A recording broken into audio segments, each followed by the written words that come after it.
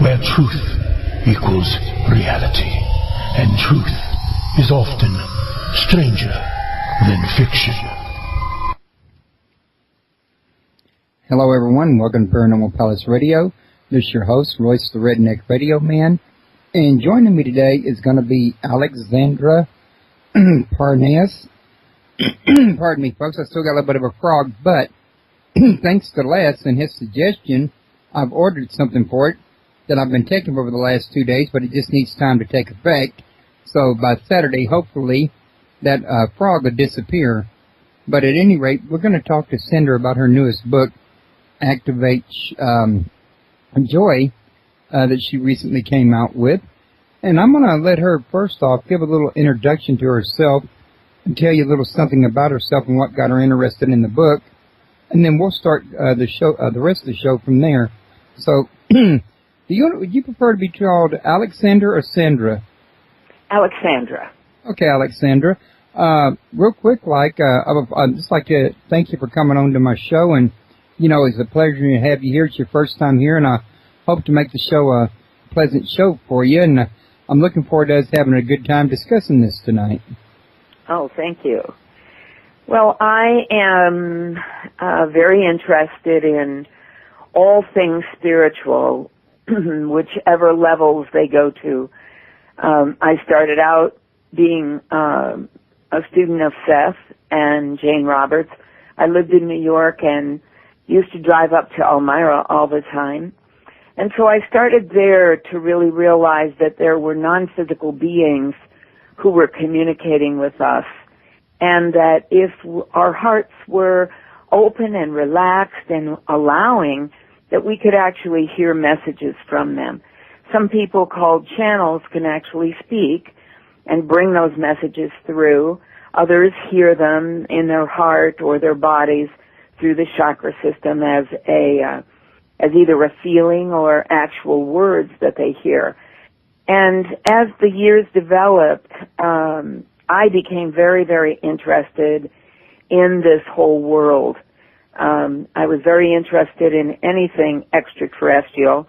I'm a diehard Star Trekkie, only I really like the early ones more than the later ones. I think Gene Roddenberry somehow had his finger really on some of the basic issues of mankind, and so I really enjoyed those. Later on, I met an extraterrestrial named Bashar, spent about 5 years working with him. I'm a minister. I had a church for a long time.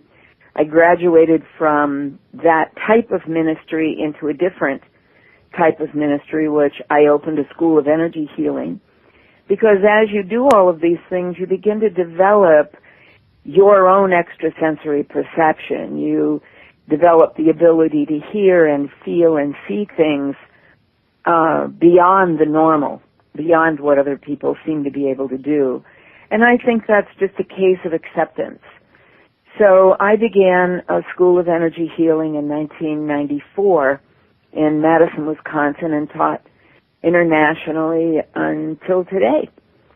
So I am I have tremendous expertise in these areas of energy healing.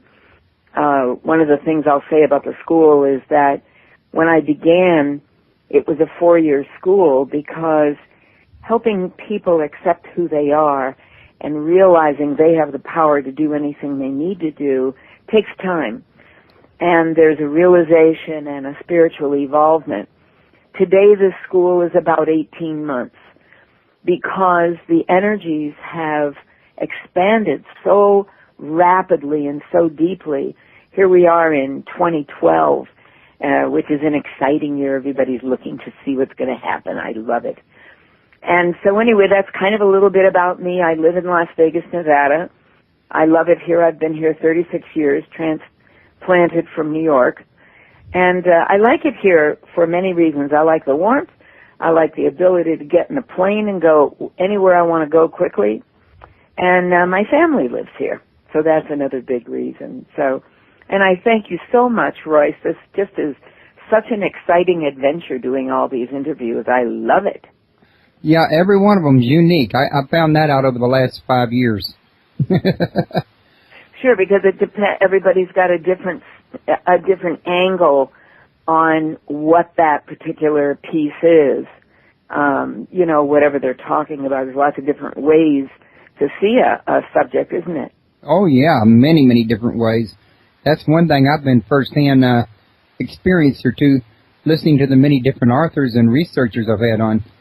I was going to mention, though, that I've actually, when I was stationed at Camp Pendleton as a baker, they took us up to Bridgeport, which ain't far from Nevada, and I had a chance to go into Las Vegas when everybody went in for leave, but I just was too chicken, afraid I would blow all my money in the gambling machine.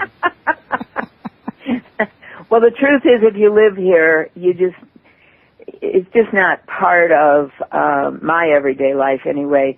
There are so many magnificent places here in Nevada.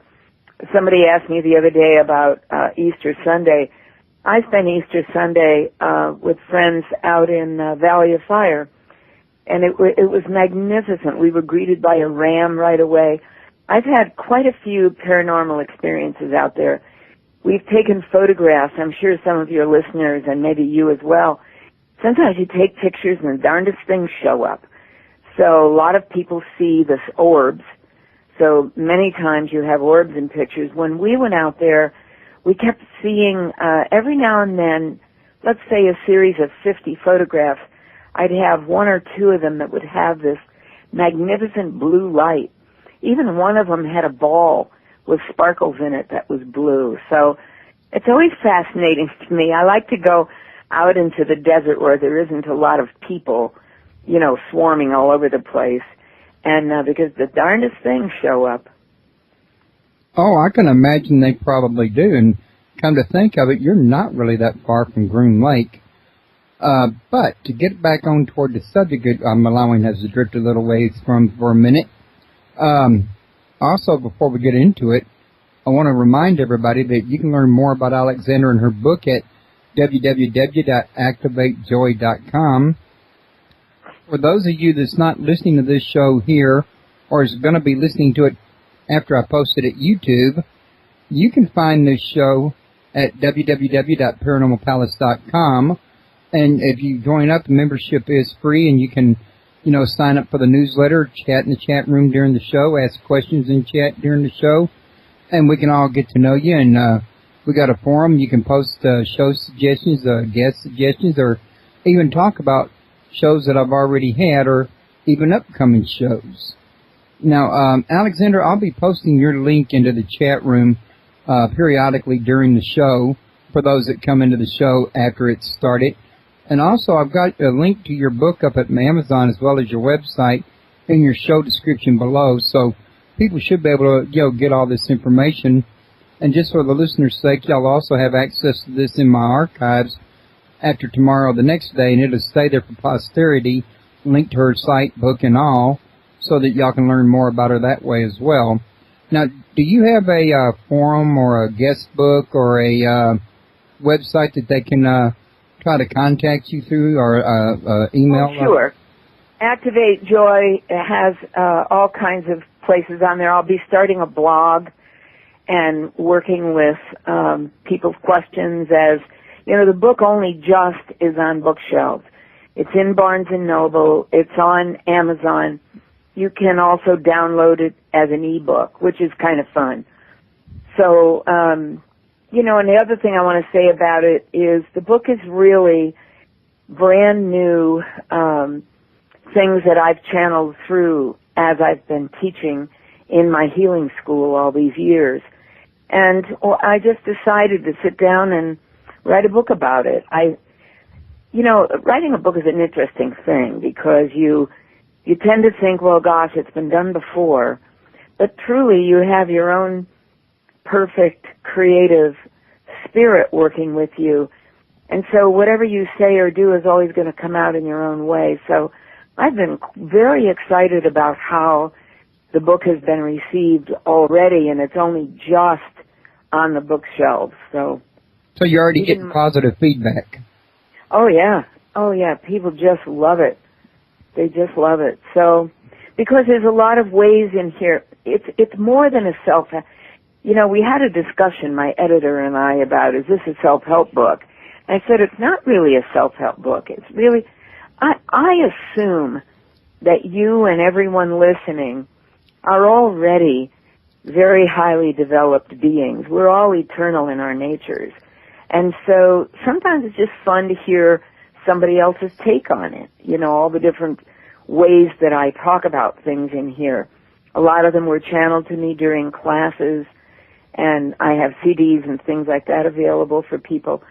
So a lot of that is on the website. There's also a link to innerfocus.info, which will tell you more about the school and what's going on there. And in fact, I read in your book that you were in Jane Roberts' class while she was still among us. I really was. It was so interesting because for many years I was an oil painter, a professional artist. And I had an idea one day to teach a particular type of a class. And someone had given me Seth Speaks, which completely changed my life in one night.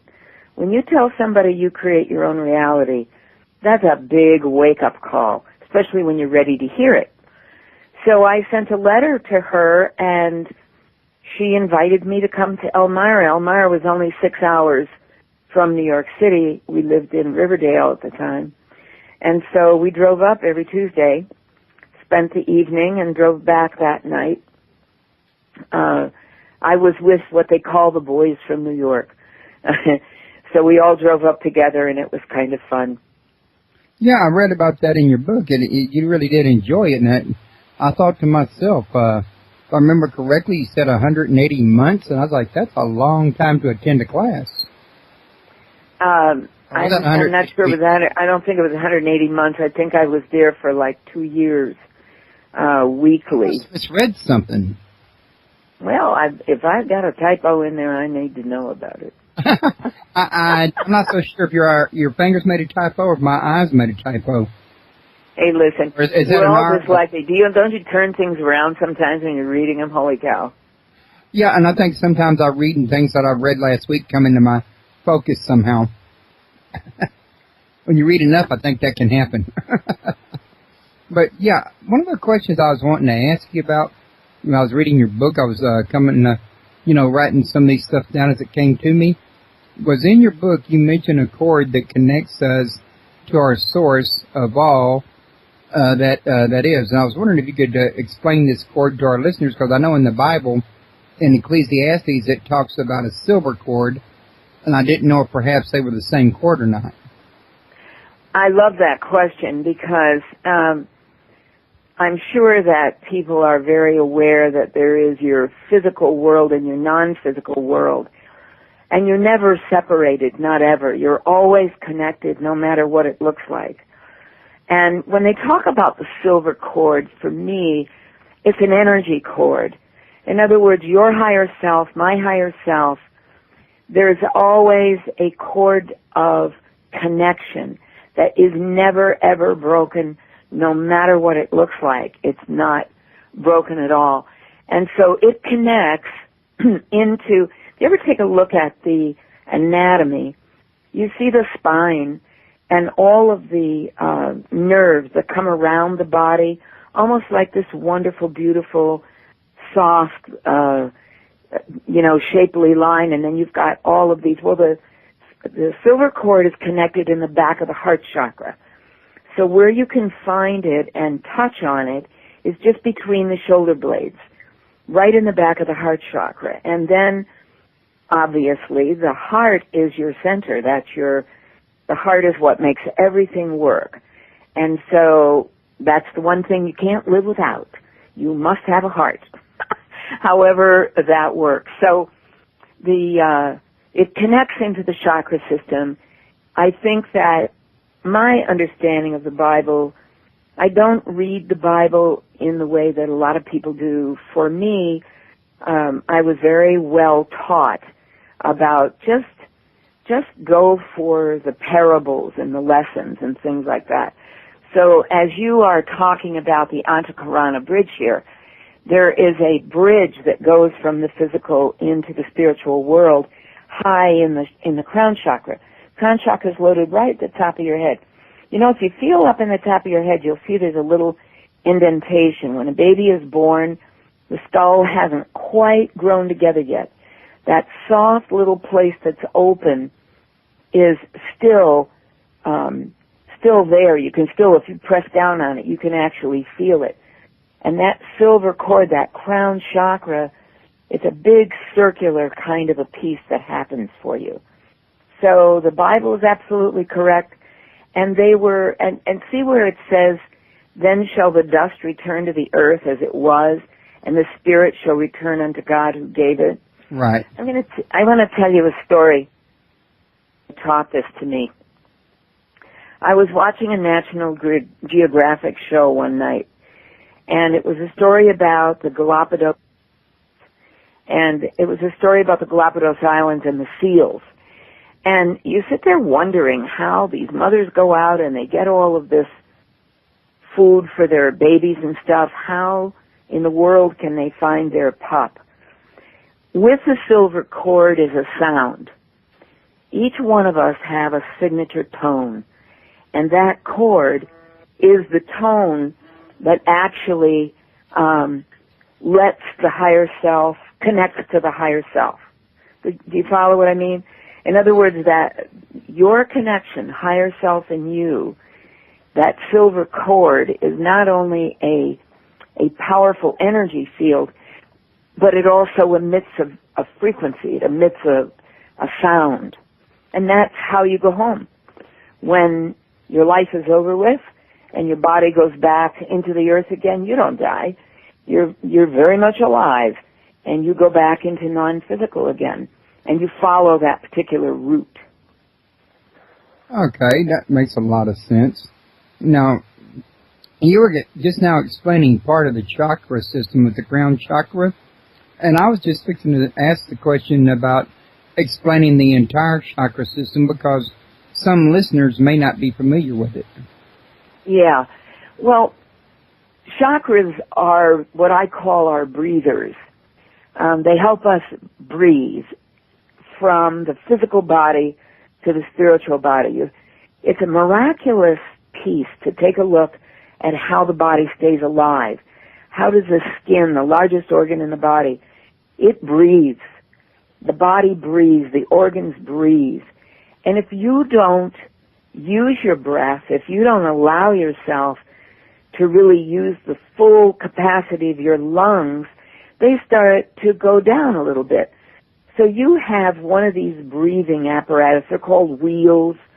They have lots of different ways that the chakras are talked about. I find that people understand it the best when you can realize that your body breathes. And so let's take, for example, you've got 7 major chakras. And the first chakra is connection to the earth. So the very first chakra is called the root. It's red. It opens up into the earth, and it's your vitality. It's your connection. And when that connection starts to break up, in other words, the only reason it can break up is the way you think. So if you start thinking you're separated and you're missing stuff, then that chakra starts to close down a little bit and gets convoluted.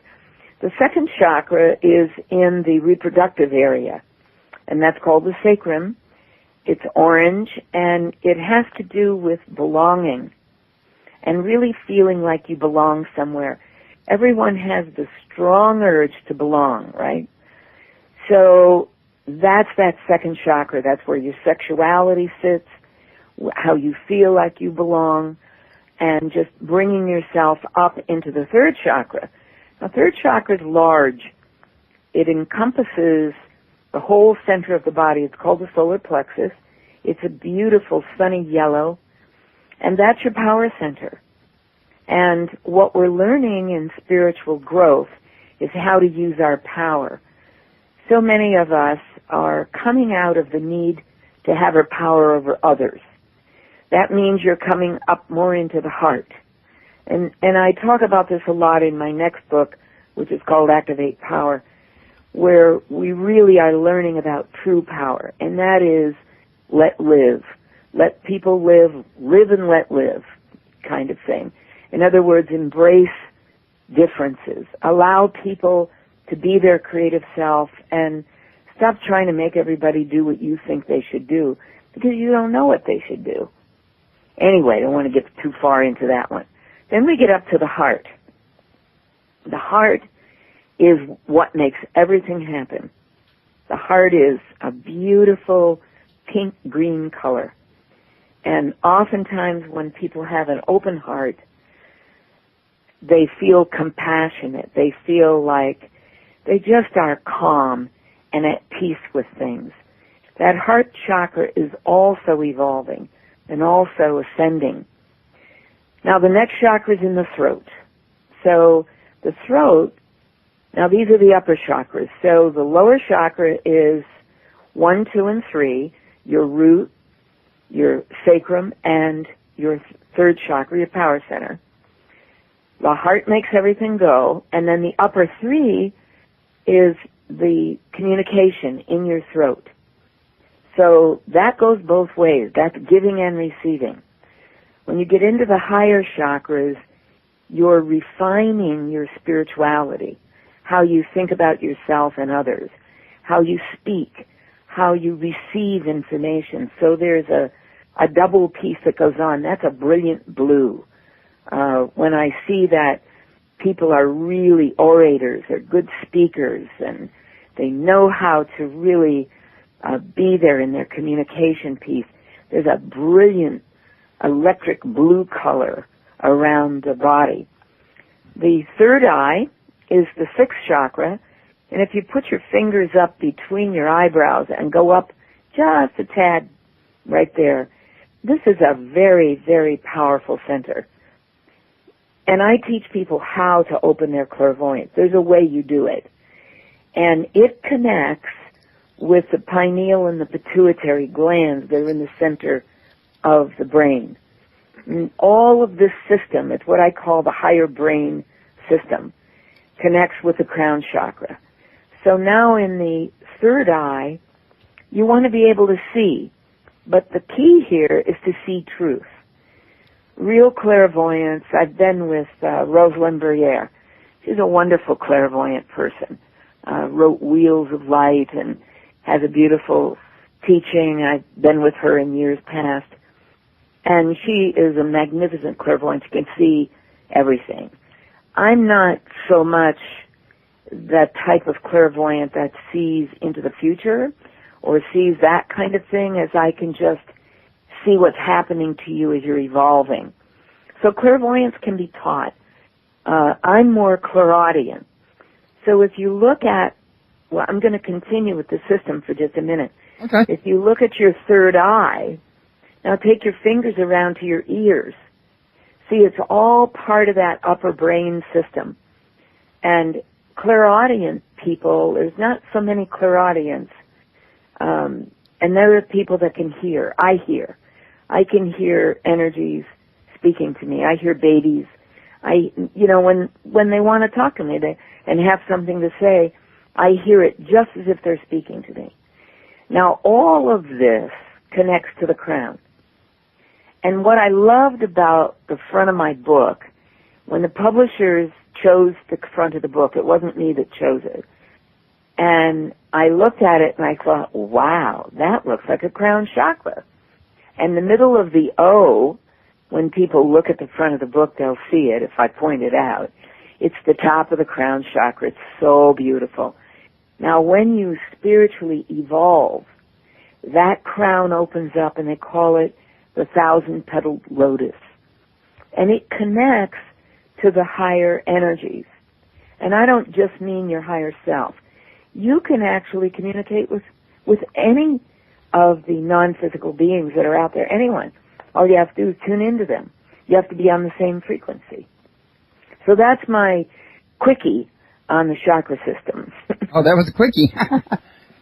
Sorry. That was good. I can't do that short, Royce. I just had to say that because you said what you did. That's just me being a comedian. I was a natural born to be, I was the class clown in school, in other words.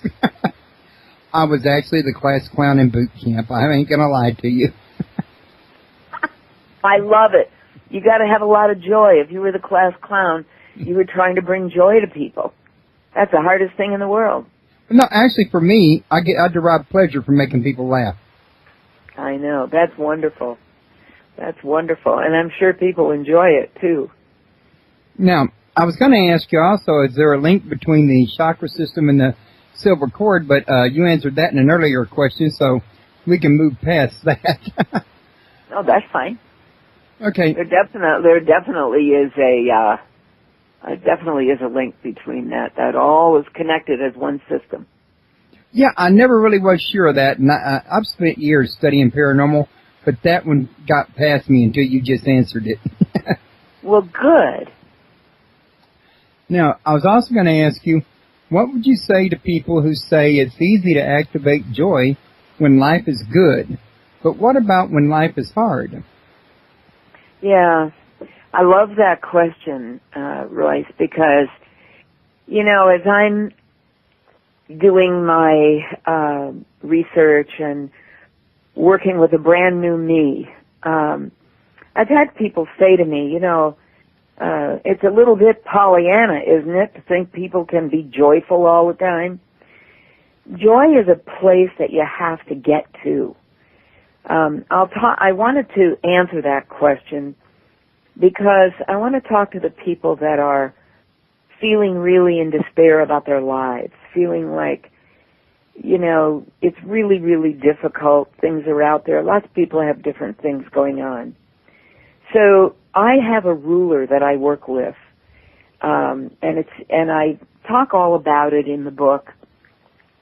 And it goes from despair and hopelessness to doubt. Sometimes it takes a little bit of time to get to joy. Joy is not just going to happen, right? You have to get yourself there. And the middle place that I want everybody to hear is the word hope. Once you can start to just embrace hope a little bit, look for hope somewhere. And I have a process that I just developed. It isn't in the book because it just happened because of an issue I was going through. This is how I develop everything. I go through a hard time about something, and then I go, okay, fine, I'm not staying here. How am I going to get to joy? I'm really upset about this situation. How am I going to get to joy? Well, I discovered that I had to have a little hope that I could actually see it. So I developed this thing called a 48-second process. And I haven't got it on the website yet, but I am writing my article about it. It will be up in the next week or so. And I'll be teaching this down in Asheville, actually. And so here's the nuts and bolts of that, is that when you feel really enraged or really in a lot of despair over something, it looks as if the clouds won't clear and nothing's going to make you happy. I tell people, I want you to take 48 seconds, no longer, just 48 seconds. And I have a bumper sticker I created called Give Joy a Chance. And I say to these people, just give joy a chance for a minute and go and look at something. Now, what I was doing, I have a little dog I was walking. So this is my example. Spring is happening here in Las Vegas, and so the flowers are just blooming. I walk him early in the morning. The sun is coming up. You spend 48 seconds getting your mind totally into a very quiet space. That's appreciating. You're just appreciating the flowers blooming. You're appreciating that the dog is sniffing away down the thing, or however you do it. I like to watch the sun come up. 48 seconds goes pretty quickly.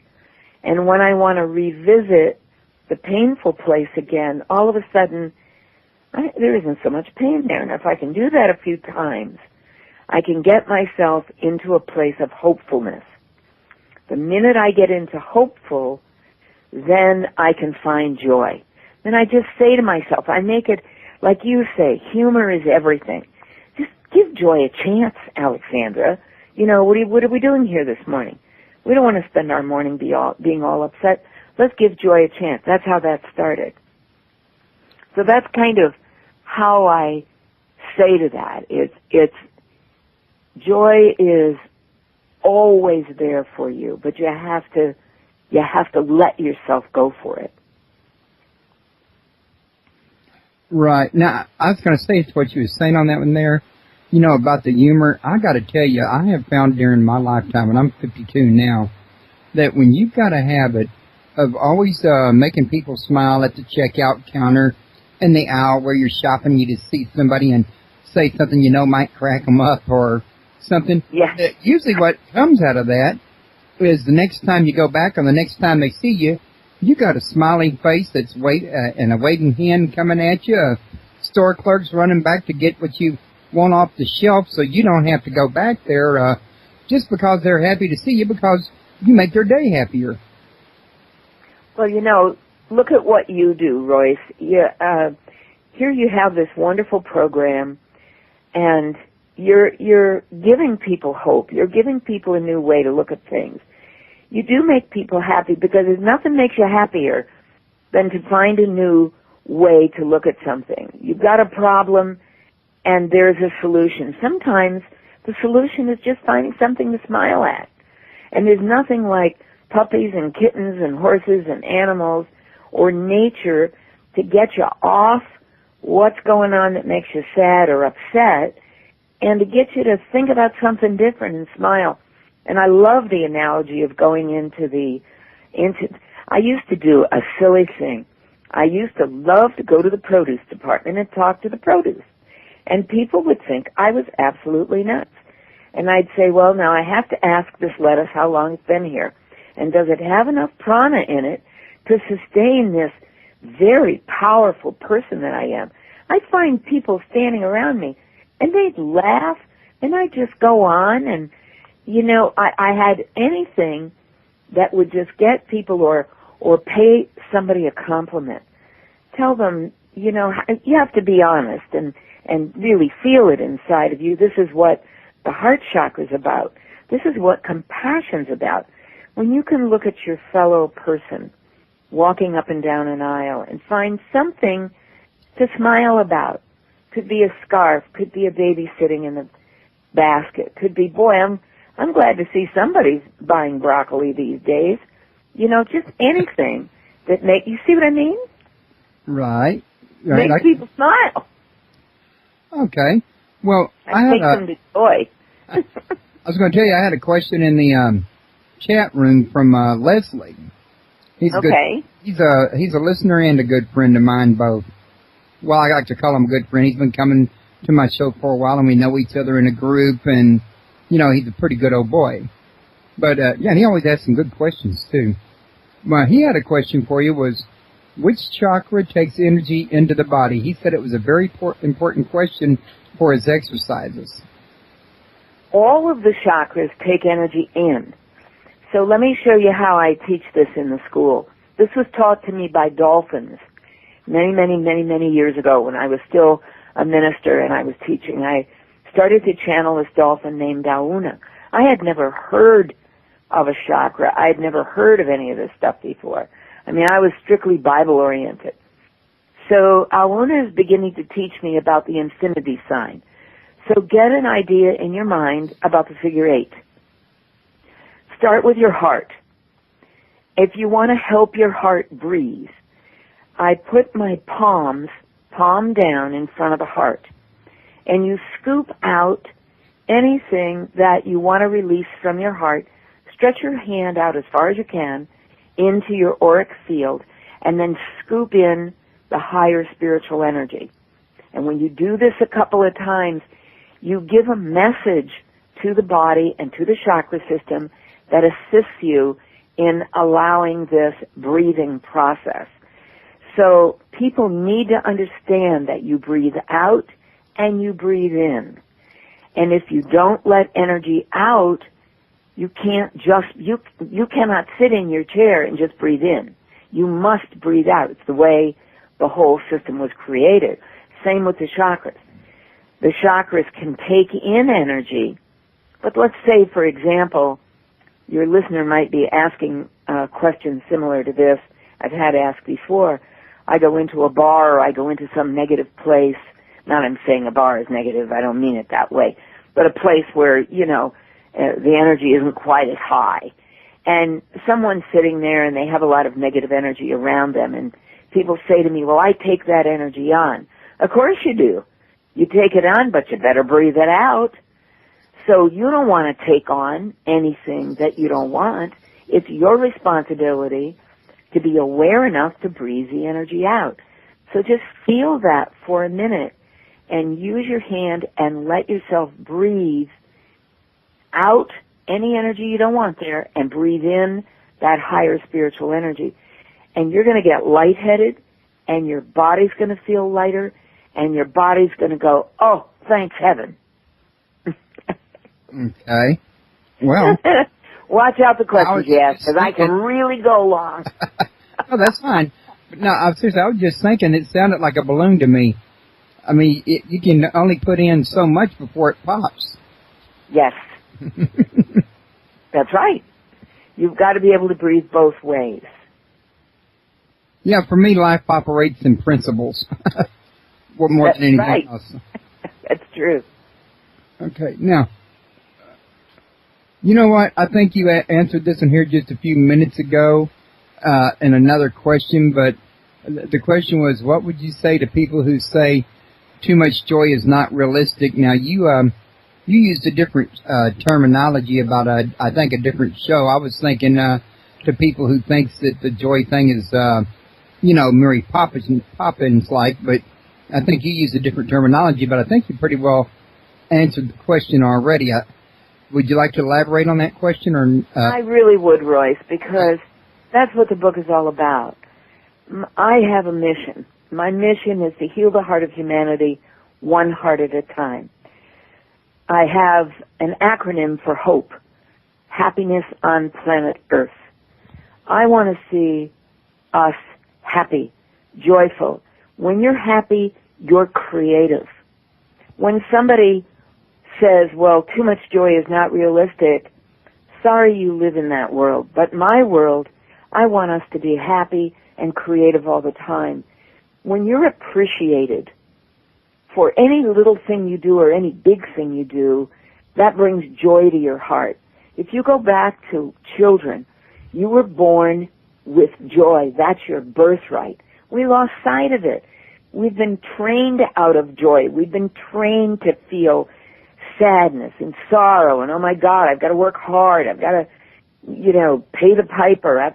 No pain, no gain. I've listened to everything. God, I heard that a lot in the Marines. Yeah. I say to those people, okay, you keep doing that if you want to, but I choose joy. I want to give joy a chance in my life. I lost my husband 11 years ago.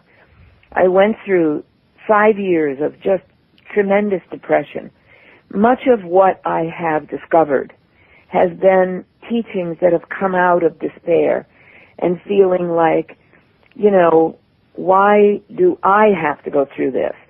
And finally I got fed up with it. And I said, you know what? I'm going to live.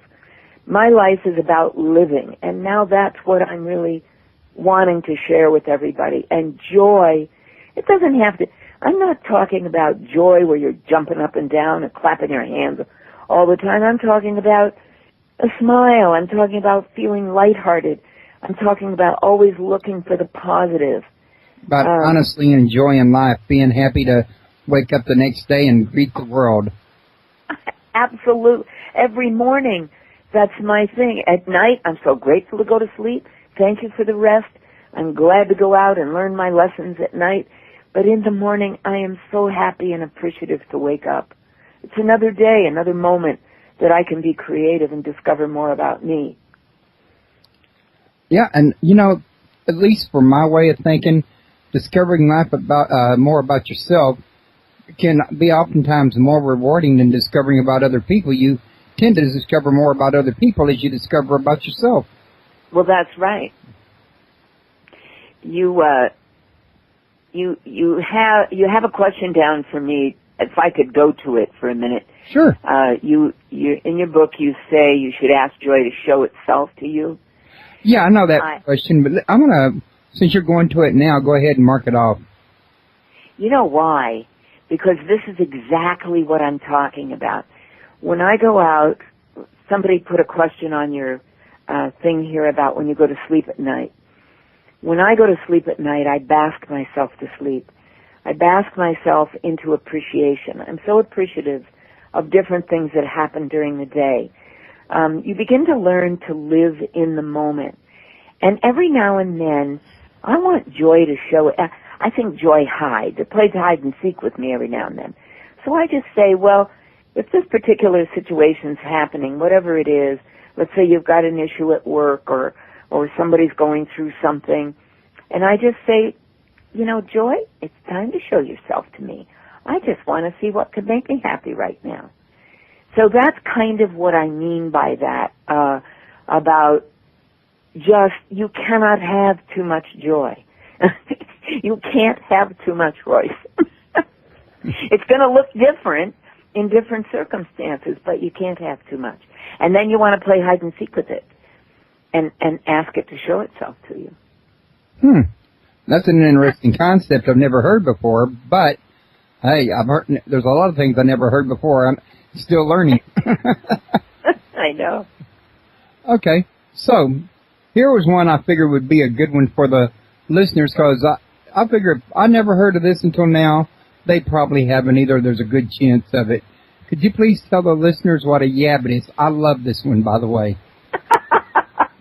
Well, this happened to me when I was a minister, and I had to prepare a Sunday morning talk, as we all do, for the amount of time, and I just couldn't figure out what to talk about. A yabbit is a doubter. A yabbit is a yeah, but. In other words, I want to do this one particular thing, and then the little voices come in that say, yeah, but you know better than that. Oftentimes, if we're in a very creative space, there is a doubter that'll come in and say, well, you don't want to do that. You know, if you do that, this can happen or that can happen. I have a list that I did that is so fun. My list of the most influential yabbits. I call them the Judge Yabbit with his jury of hangmen, and the parental yabbit with her controlling family. In other words, the parental yabbit will come in and say, well, now you shouldn't do that. You're a bad person to do such a thing. It'll take you off of allowing yourself to really go for your own creative spirit. And of course, I'm talking in a very high place here. When you're in a creative place, I'm talking about, you know, when you're in that spiritual creative space. I like the pleaser yabbit. A lot of people can connect to the pleaser yabbit when you're trying to please somebody else. Many of us, you know about codependency, right? Right. What does codependency say? Codependency says, I'm here to make you happy. Or codependency says, my happiness depends on you. And that's yabbits talking, because you're the only one in control of your own happiness. So those pleaser yabbits, to get, to get approval or to get love or whatever it is that we're looking for, this is big to understand. People who are psychology majors, or people who understand psychology, I make the analogy of a subpersonality. So behind the yabbit is always a positive intention. Yabbit's trying to protect you. But what happens is that we don't trust ourselves or believe in ourselves enough to be able to go for that, and so we give in to the yabbit's voice. Does that make sense? Yeah, I think it makes a lot of sense. I think a lot of people do that. I mean, if I was to be honest, I'd probably have to say I've been known to do it more than once in my lifetime. I bet. We all have. I was a consummate pleaser yabbit. Holy cow.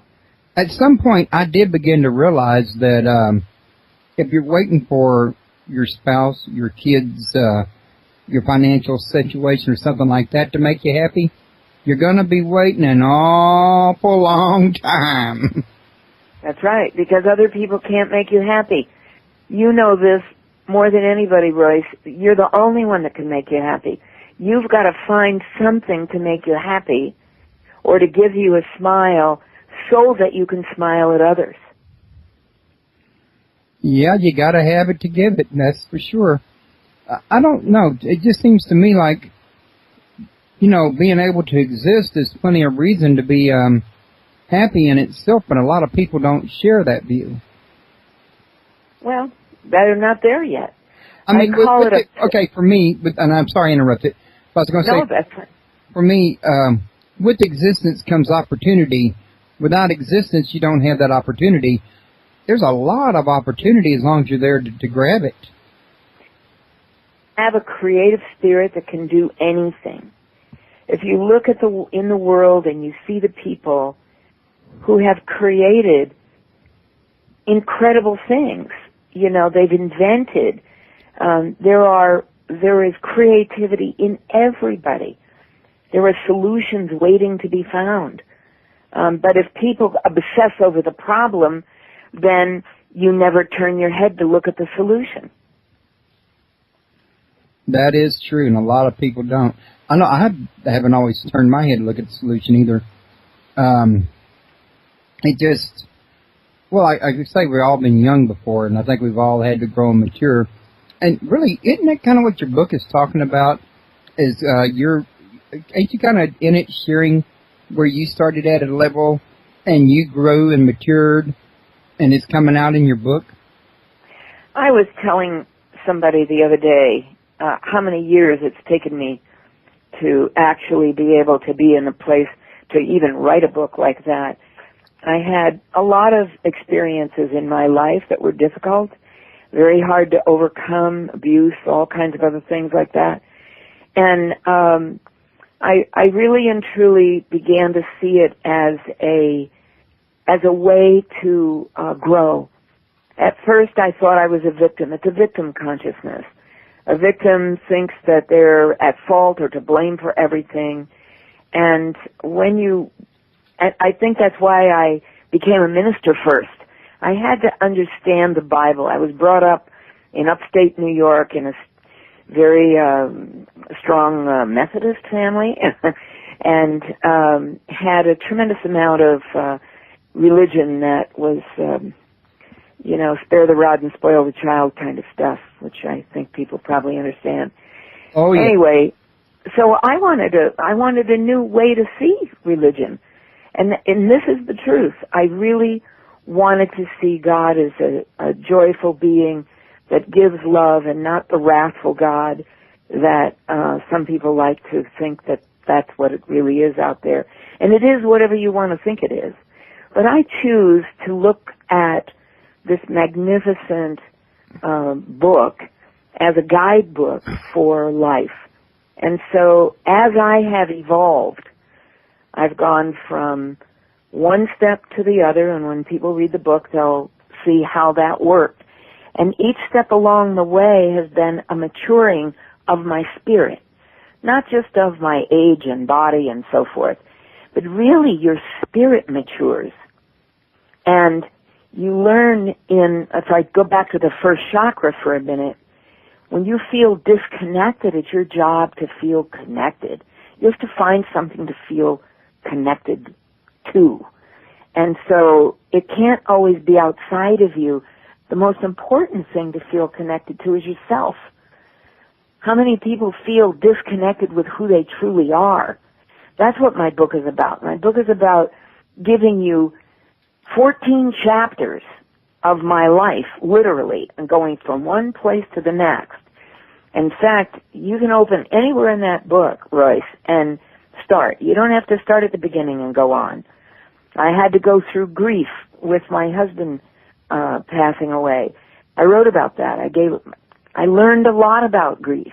I understood more about how that whole process really works. In other words, I had people saying to me, you got to get over it. You got to do this. And I'm like, well, no, I don't. And you have to move on. Well, no, I don't. What if I can't? And then I discovered how to do that. And so I try and just teach people what I learned.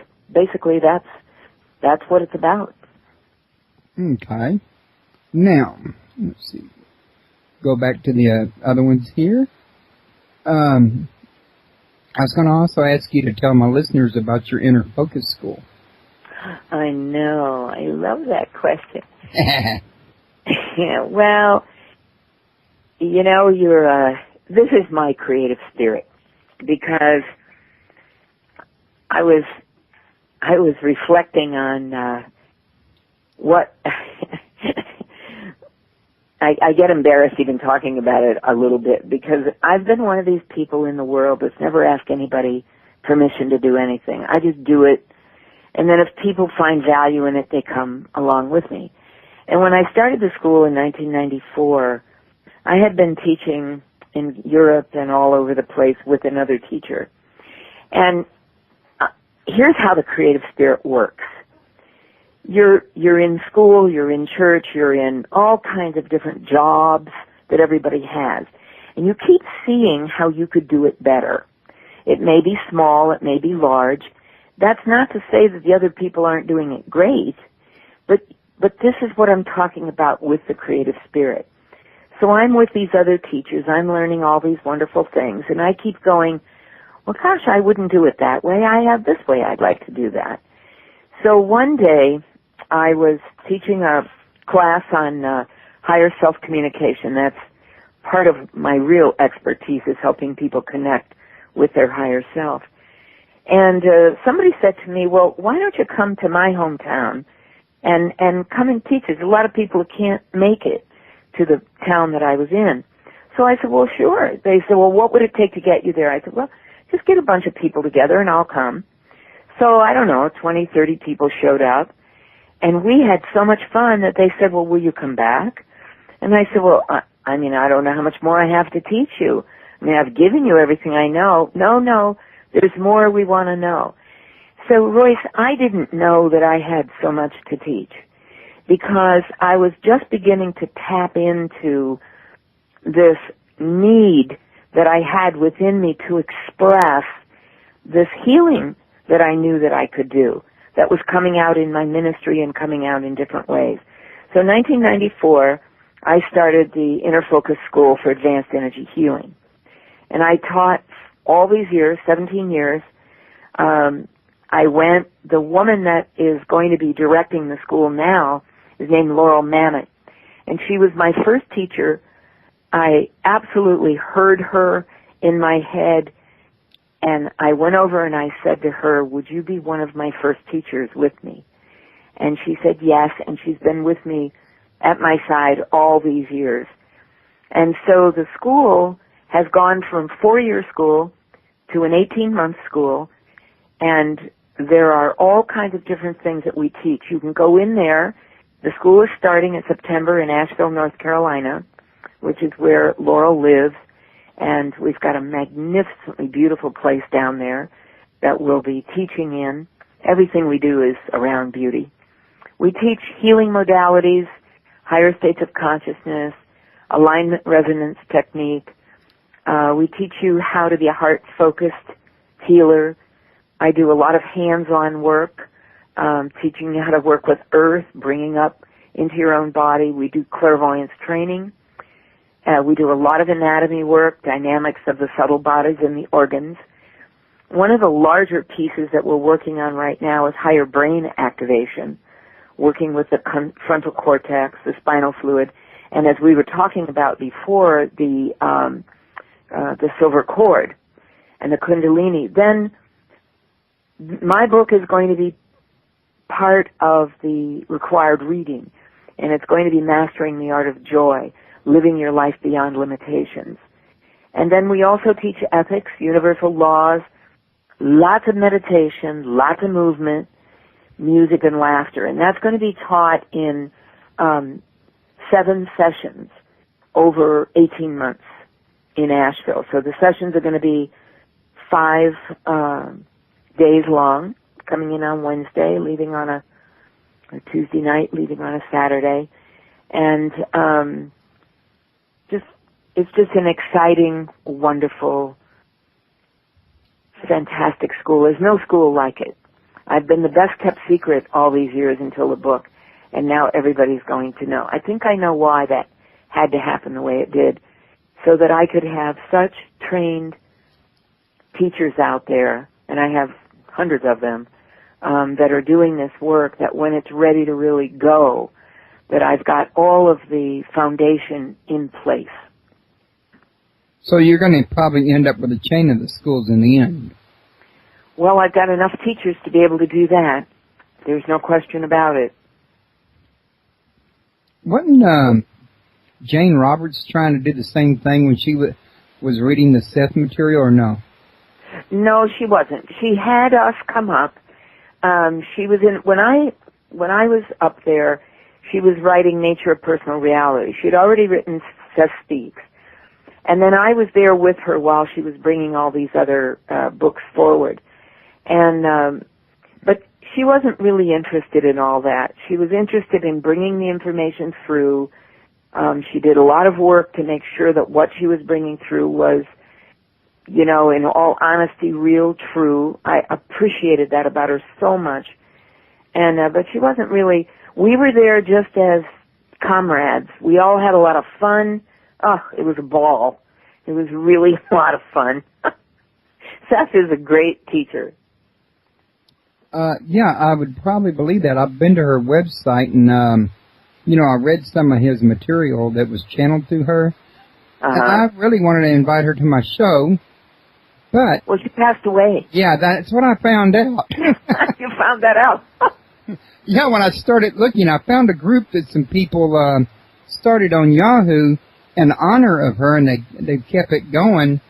Yeah. But, you know, that doesn't help me out, you know, what I wanted to do, but hey, there's some things you just can't always get. That's right. Well, then you can have somebody like me on that was actually there in the classroom. And it was, what an experience that was, let me tell you. When Seth would come in, it was usually late. She always liked to talk about what was going on in the book. And then maybe around 10 or 11 o'clock, Seth started coming in, and the energy in the room, you just felt like you were levitating. It was an amazing experience. You never forget something like that forever. I was so glad to have an opportunity to write about it a little bit, you know.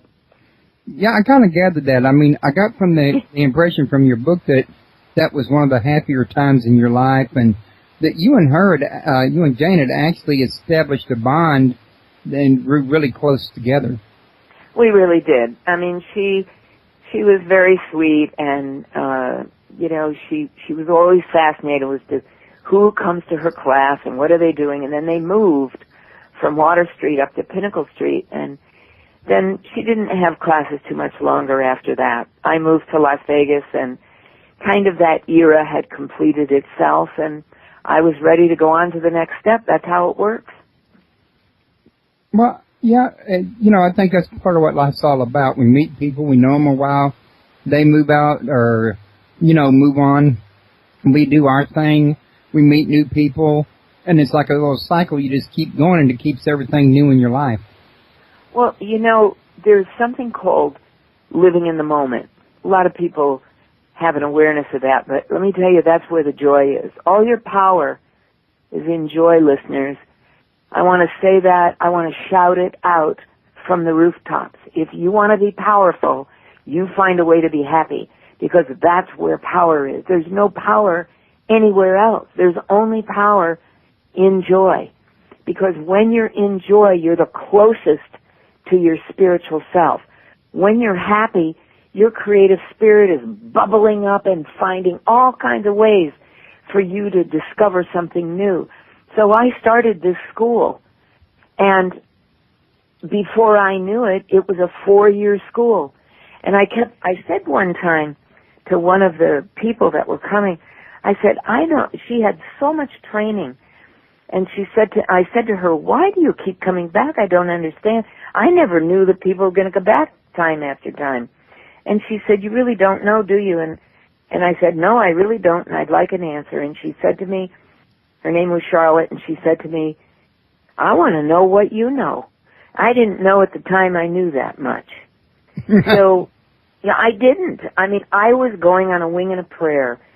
But when you're a channel, as we all are, and you just start trusting, things happen that are just magnificent. And so that's how the school was born. I see. Well, hey, you know, the important thing is that it was born, and it's an important part of your life now. Now, also I was wanting to ask you, we got a few more over here. What are some of the benefits to choosing to be joyous? Well, some of them I just said to you. The benefits really are that you become aligned with your higher purpose. People talk about purpose all the time. What's my purpose? To live and breathe and be happy. That's your purpose. You don't have any other purpose. That is the key to everything. That's your benefit. Because when you are joyous and when you are happy, and I'm going to say it 100 million times, then your creative spirit has a path to do the thing you've always wanted to do. Whatever that is. It doesn't matter what it is, no matter how crazy it is. And then when you're in that wonderful stream of energy, of being happy, I mean, what interested you in starting to do this radio show that you're doing? You know, that was a creative place that said, I've got something to share.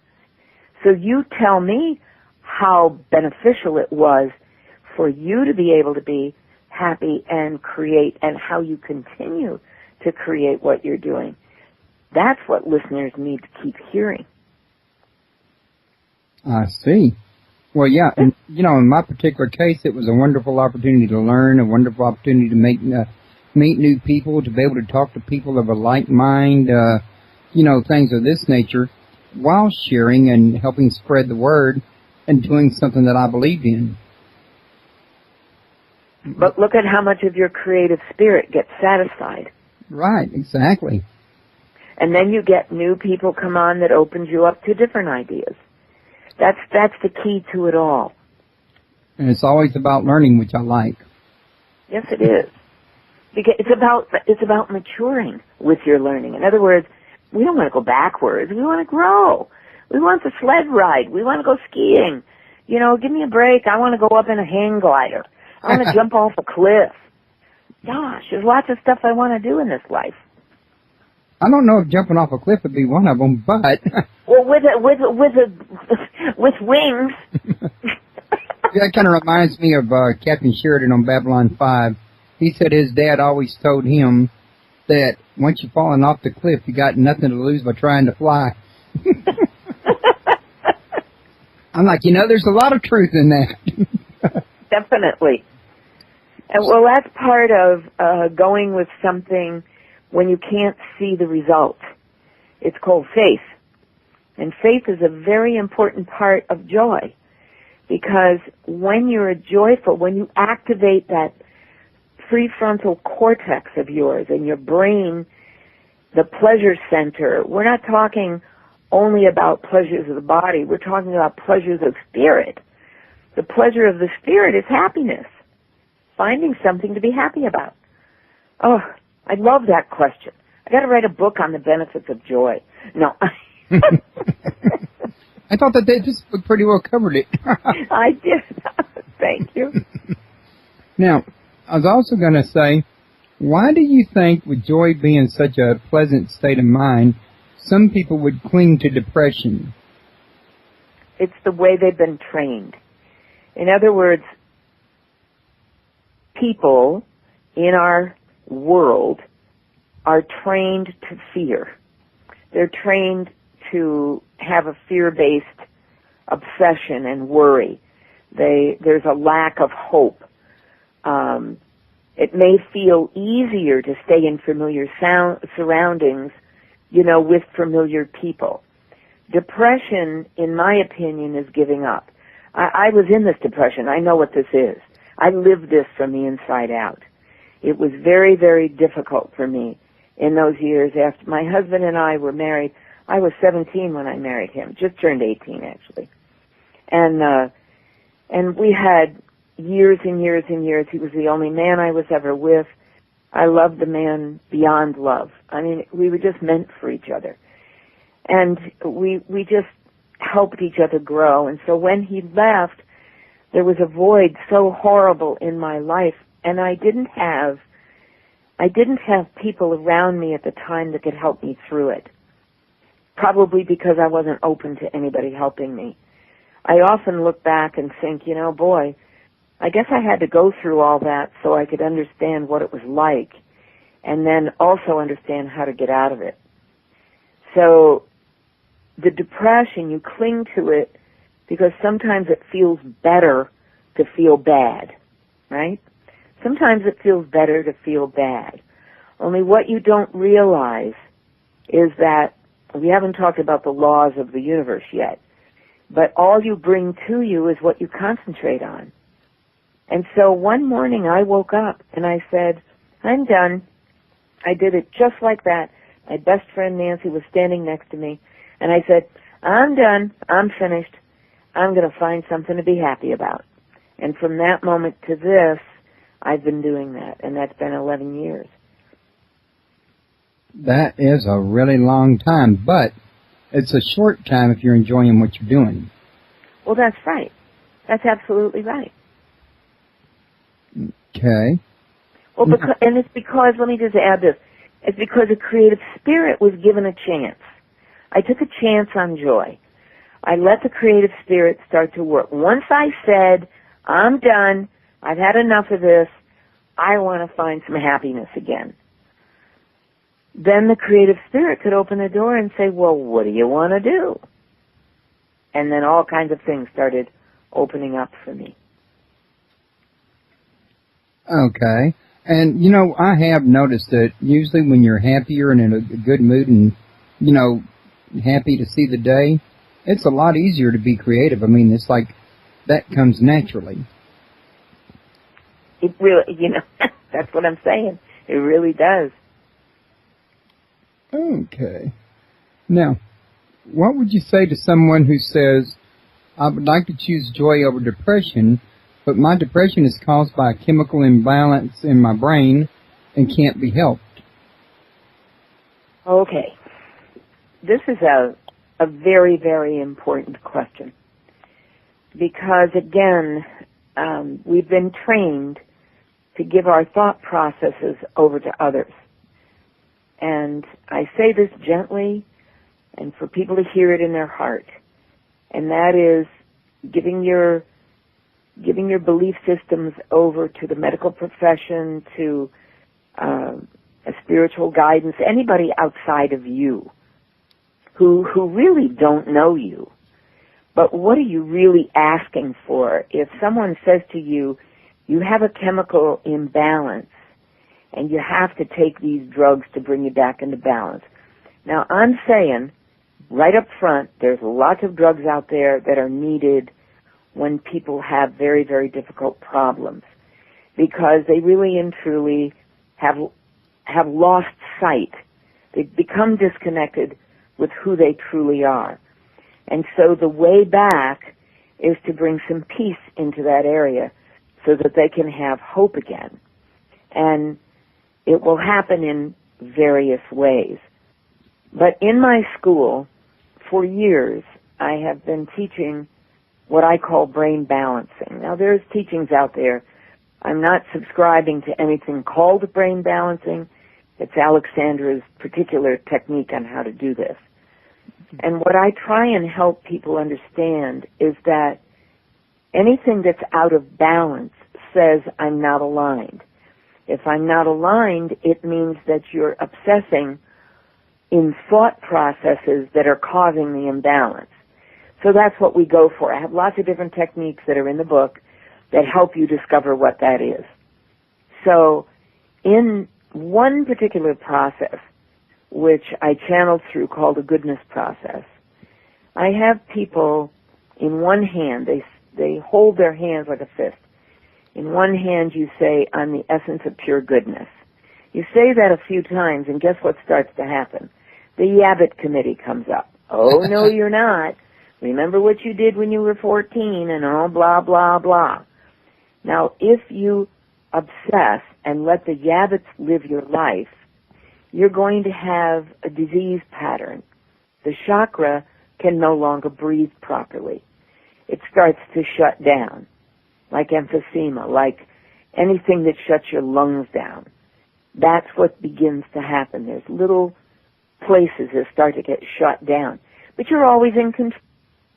No matter what happens, you are absolutely, positively always in control. You can bring your body, you can bring your soul into alignment anytime. Books and books and books written about this. Norman Cousins absolutely wrote about this. You have all of these absolutely fabulous and wonderful experiences that other people have had about bringing themselves back into balance again. What did Norman Cousins do? He found every movie that he could on the Three Stooges and all of those and laughed himself back into balance again. I love that book. I've read that book tons of times. Norman Vincent Peale wrote a book on the power of positive thinking. Bring yourself back into balance. So stop believing what other people tell you and meditate on what's the right thing for you with knowledge. So I have to also say, and I say this in my school all the time, believe in yourself, but understand that sometimes you need to believe in the system to get you to a place of feeling that balance. Nothing wrong with that. Perfectly fine, perfectly wonderful. So I never tell people, don't throw the baby out with the bathwater, but please spend time believing in who you are. Yeah, I was going to... That's what I say to that. Oh, okay. I was going to say a minute ago when you mentioned that book about the Three Stooges, or that man getting into the Three Stooges, finding something that made him laugh. Norman Cousins, yeah. That oddly enough, that my dad had his first heart attack at age 35 while he was watching George Gobo, I think it was. It was making him really laugh, and it gave him a heart attack. I was like, unbelievable. Does this really happen? Well, and then what happened after that? Well, he ended up going through 4 different bypass surgeries over the next 20, 30 years. Made it about as far as 72 years old, but yeah, he did get better, for at least for a while. But oftentimes, here's another way to look at something. When anything like that happens, I believe the body's talking to you and telling you through the channel of joy, you need to pay attention to your heart. I'm not going to take you out right now, but go pay attention to your heart so we can start to bring it back to life again. And then he had years after that. Sometimes it takes him out, sometimes it doesn't. But you can't judge it. You have to know that everything is about joy and bringing you back into balance again. There's lots of arguments about that. But I have done case studies on illness year after year after year. We've worked with diabetes. We've worked with every imaginable disease in our school. When we were in Chicago teaching there, we would go into different places and actually work with people in convalescent homes and things like that to really help people bring balance back into their lives again and to teach the students how to do it. So it's interesting. You've got to look at all the different angles on things. Okay. Well, that's going to move us into this question. Whoops, I opened up the wrong document. Pardon me. I got one document with your phone number and link on it, and another one with, uh-oh. Well, you've got how can people find part of your school, right? Yeah, that was the next question. How can people find and be a part of your Inner Focus School? There's a link from Activate Joy to innerfocus.info. And if they go to that site, all the information about the school is there. And you can see where I'm going to be soon when I get all of my tour available.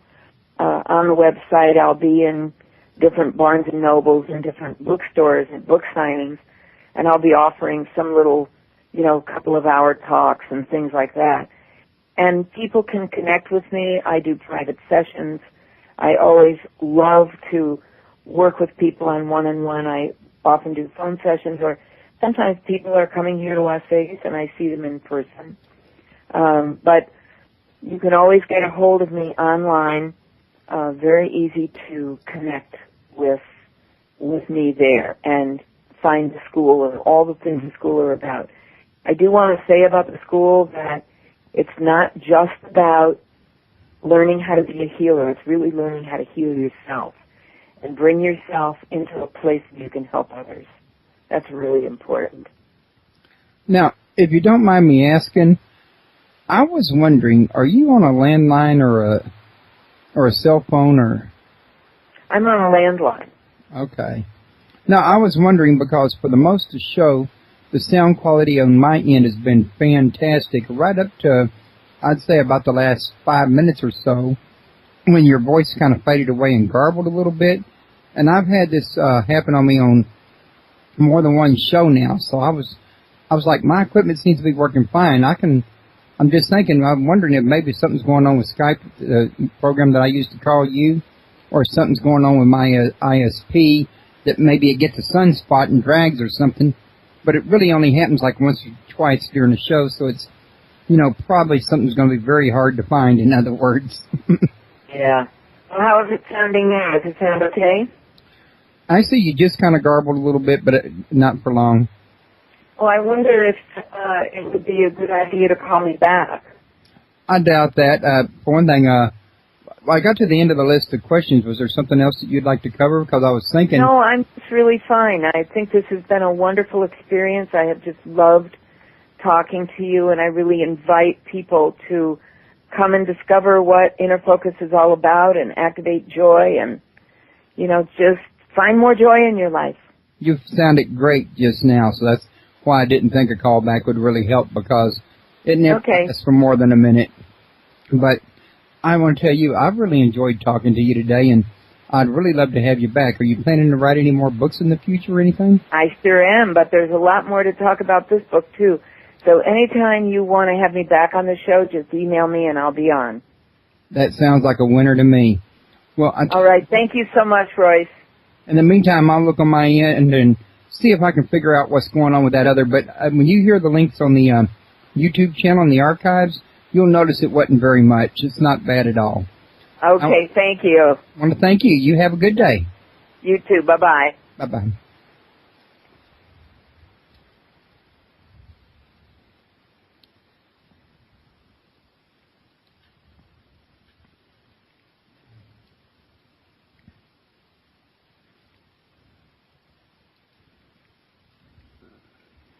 Okay, everybody, real quick I want to thank you all for coming. I couldn't have a show without my listeners any more than I could have one without my guests, and I'm always appreciative of both. So, y'all make sure you invite your friends, and don't forget to come see us Saturday when we're going to be having Scott Roberts, and we're going to talk about the rise and fall of the Nephilim. And he's also going to talk about a conference he's going to have coming up in the near future. I also want to remind everybody that her website is www.activatejoy. Let me look at that again. Make sure I'm not misquoting that. .com. I was right. Don't forget to visit some of my friends at them other networks. Like I say, just look in your menu to the left under Other. You'll see Friend for Links and Radio Favorites, and there you'll see banners linking to these people. I think you'll be happy you did if you check them out. And don't forget to stop by UnitedParanormalInternational.ning and Alien UFO Network especially. Those are a couple of top-notch places. And don't forget about stopping by World UFO Today and checking them out. So, in the meantime, I hope to see you guys Saturday. I want to thank you for coming, and y'all have a good night.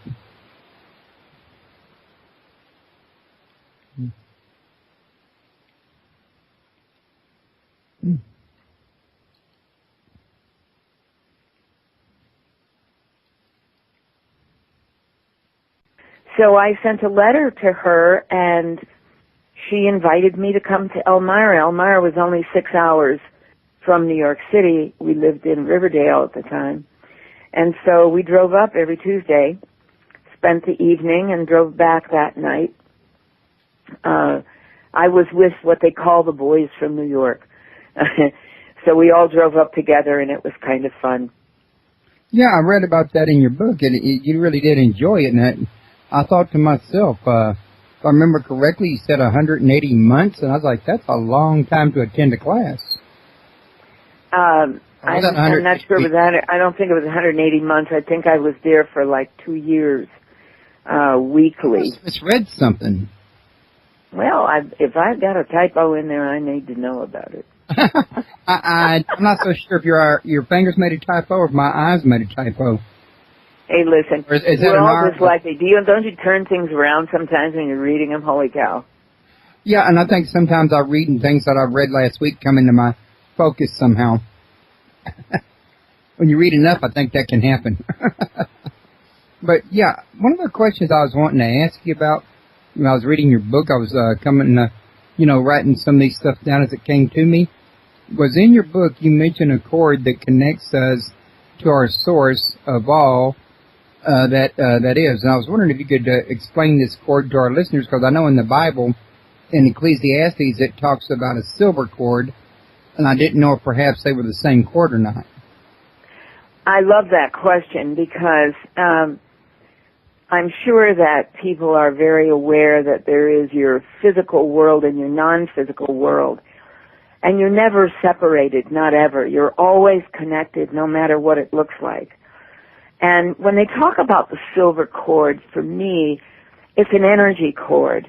In other words, your higher self, my higher self, there's always a cord of connection that is never, ever broken, no matter what it looks like. It's not broken at all. And so it connects into, if you ever take a look at the anatomy, you see the spine and all of the nerves that come around the body, almost like this wonderful, beautiful, soft, shapely line, and then you've got all of these. Well, the silver cord is connected in the back of the heart chakra.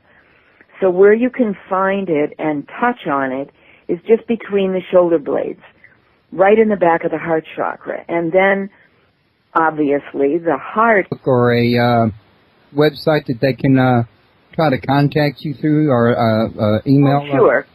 Activate Joy has all kinds of places on there. I'll be starting a blog and working with people's questions as, the book only just is on bookshelves. It's in Barnes & Noble. It's on Amazon. You can also download it as an ebook, which is kind of fun. So, and the other thing I want to say about it is the book is really brand new things that I've channeled through as I've been teaching in my healing school all these years. And I just decided to sit down and write a book about it. Writing a book is an interesting thing because you tend to think, well, gosh, it's been done before. But truly, you have your own perfect, creative spirit working with you. And so whatever you say or do is always going to come out in your own way. So I've been very excited about how the book has been received already, and it's only just on the bookshelves. So you're already getting positive feedback. Oh, yeah. Oh, yeah. People just love it. They just love it. So, because there's a lot of ways in here. It's more than a we had a discussion, my editor and I, about, is this a self-help book? And I said, it's not really a self-help book. It's really, I assume that you and everyone listening are already very highly developed beings. We're all eternal in our natures. And so sometimes it's just fun to hear somebody else's take on it, all the different ways that I talk about things in here. A lot of them were channeled to me during classes, and I have CDs and things like that available for people. So a lot of that is on the website. There's also a link to innerfocus.info which will tell you more about the school and what's going on there. And in fact, I read in your book that you were in Jane Roberts' class while she was still among us. I really was. It was so interesting because for many years I was an oil painter, a professional artist, and I had an idea one day to teach this particular type of a class, and someone had given me Seth Speaks, which completely changed my life in one night. When you tell somebody you create your own reality, that's a big wake-up call, especially when you're ready to hear it.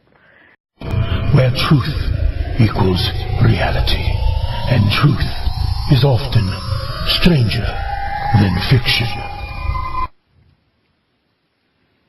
Hello everyone, welcome to Paranormal Palace Radio.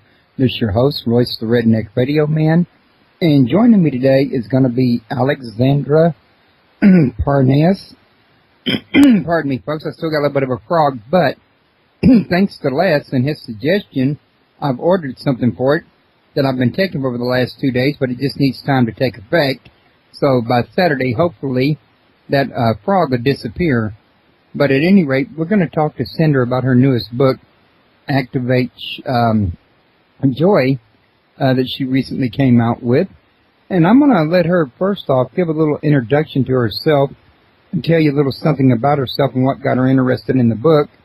And then we'll start the rest of the show from there. So, would you prefer to be called Alexander or Sandra? Alexandra. Okay, Alexandra. Real quick, I'd just like to thank you for coming on to my show, and it's a pleasure to have you here. It's your first time here, and I hope to make the show a pleasant show for you. And I'm looking forward to us having a good time discussing this tonight. Oh, thank you. Well, I am very interested in all things spiritual, whichever levels they go to. I started out being a student of Seth and Jane Roberts. I lived in New York and used to drive up to Elmira all the time. And so I started there to really realize that there were non-physical beings who were communicating with us, and that if our hearts were open and relaxed and allowing, that we could actually hear messages from them. Some people called channels can actually speak and bring those messages through. Others hear them in their heart or their bodies through the chakra system as either a feeling or actual words that they hear. And as the years developed, I became very, very interested in this whole world. I was very interested in anything extraterrestrial. I'm a diehard Star Trekkie, only I really like the early ones more than the later ones. I think they were, Gene Roddenberry somehow had his finger really on some of the basic issues of mankind, and so I really enjoyed those.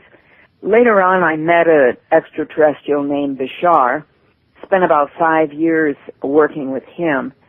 I'm a minister. I had a church for a long time. I graduated from that type of ministry into a different type of ministry, which I opened a school of energy healing. Because as you do all of these things, you begin to develop your own extrasensory perception. You develop the ability to hear and feel and see things beyond the normal, beyond what other people seem to be able to do. And I think that's just a case of acceptance. So I began a school of energy healing in 1994 in Madison, Wisconsin, and taught internationally until today. So I am I have tremendous expertise in these areas of energy healing. One of the things I'll say about the school is that when I began, it was a 4-year school because helping people accept who they are and realizing they have the power to do anything they need to do takes time. And there's a realization and a spiritual evolvement. Today, this school is about 18 months because the energies have expanded so rapidly and so deeply. Here we are in 2012, which is an exciting year. Everybody's looking to see what's going to happen. I love it.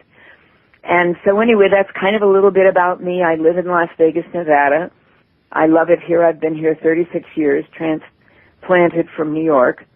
And I like it here for many reasons. I like the warmth. I like the ability to get in a plane and go anywhere I want to go quickly. And my family lives here. So that's another big reason. So, and I thank you so much, Royce. This just is such an exciting adventure doing all these interviews. I love it. Yeah, every one of them is unique. I found that out over the last 5 years. Sure, because it depends. Everybody's got a different angle on what that particular piece is. You know, whatever they're talking about. There's lots of different ways to see a subject, isn't it? Oh, yeah, many, many different ways. That's one thing I've been firsthand experiencer to, listening to the many different authors and researchers I've had on.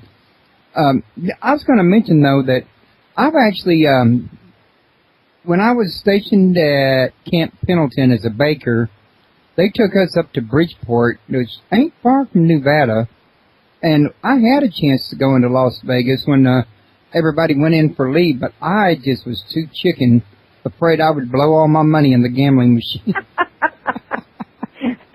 Well, the truth is, if you live here, it's just not part of my everyday life anyway. There are so many magnificent places here in Nevada. Somebody asked me the other day about Easter Sunday. I spent Easter Sunday with friends out in Valley of Fire, and it was magnificent. We were greeted by a ram right away. I've had quite a few paranormal experiences out there. We've taken photographs. I'm sure some of your listeners, and maybe you as well, sometimes you take pictures and the darndest things show up. So a lot of people see the orbs.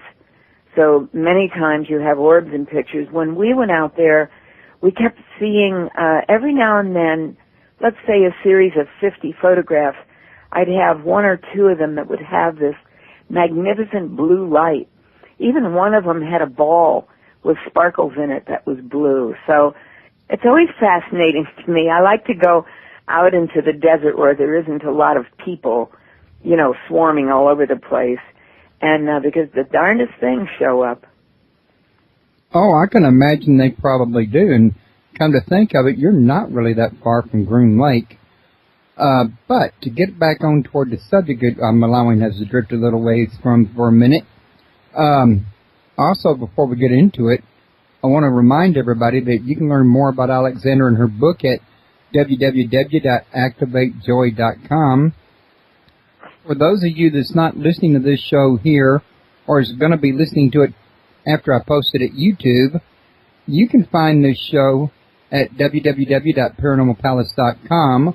And if you join up, the membership is free, and you can, you know, sign up for the newsletter, chat in the chat room during the show, ask questions in chat during the show, and we can all get to know you. And we got a forum. You can post show suggestions, guest suggestions, or even talk about shows that I've already had, or even upcoming shows. Now, AlixSandra, I'll be posting your link into the chat room periodically during the show for those that come into the show after it's started. And also, I've got a link to your book up at Amazon as well as your website in your show description below. So people should be able to, you know, get all this information. And just for the listener's sake, y'all also have access to this in my archives after tomorrow, the next day, and it'll stay there for posterity, linked to her site, book, and all, so that y'all can learn more about her that way as well. Now, do you have a forum or a guest book